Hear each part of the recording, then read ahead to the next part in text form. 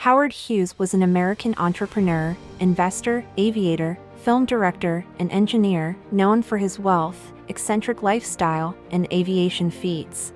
He was considered a top bachelor, especially in the 1930s and 1940s, thanks to his wealth, charisma, and adventurous lifestyle. He had high-profile romances with Hollywood actresses like Katharine Hepburn and Gardner, which added to his allure and status as one of America's most eligible bachelors. But there was one woman he failed conquering. That woman was Elizabeth Taylor. After Elizabeth Taylor divorced Nicky Hilton, Howard Hughes did not waste a second to conquer the woman he had been obsessed with. After landing his helicopter near a swimming pool where Elizabeth was sunbathing, he threw a handful of diamonds over her. She ran back in the house asking for protection from this crazy man. Howard wasn't going to give up. He attempted to conspire with Elizabeth's mother, asking her to convince Elizabeth to marry him. He telegrammed Sarah offering $1 million for her daughter. Elizabeth and Sarah were outraged by his audacity, so Sarah telegrammed Howard back, stating that her daughter was not for sale. There would be many more attempts to win Elizabeth's love and interest, to only repel her more.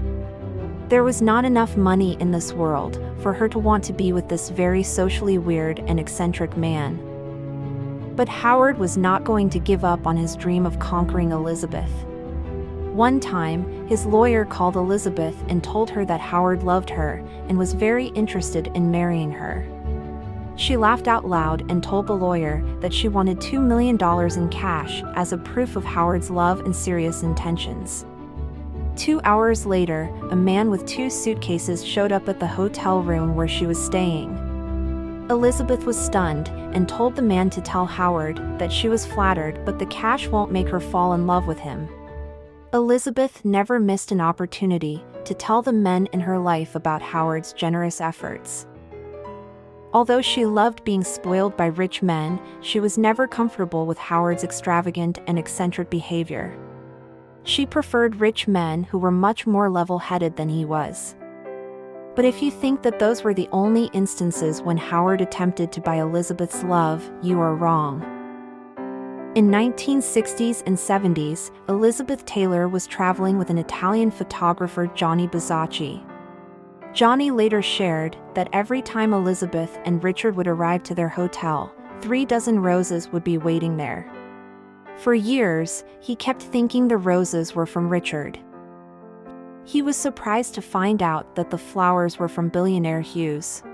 Despite Hughes being known for his playboyish behavior, he was considered to be the most eligible bachelor in the country. Elizabeth could not stand Hughes and his eccentric manners. When she was invited to dinner parties, she would check with the host to see if Hughes was going. If he was on the list, she wasn't interested.